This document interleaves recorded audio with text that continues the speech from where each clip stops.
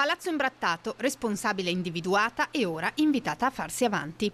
I fatti: alle 3:39 del 25 ottobre, nella notte, cioè tra sabato e domenica scorsi, nel centro storico di Udine una persona percorre Vicolo della Banca in direzione di via Gemona. Si ferma e con una bomboletta di colore spray deturpa la parete di Palazzo Antonini Stringer.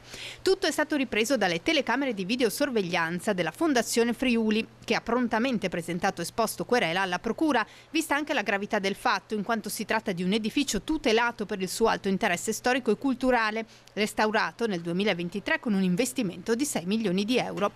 Questo atto è una mancanza di rispetto non tanto verso l'ente filantropico che rappresento, ha commentato il presidente della Fondazione Friuli, Bruno Malattia, quanto nei confronti della storia di questa terra e della comunità che la abita.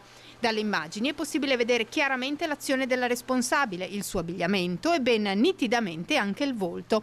Attendiamo dall'autorità giudiziaria soltanto che si risalga al suo nome.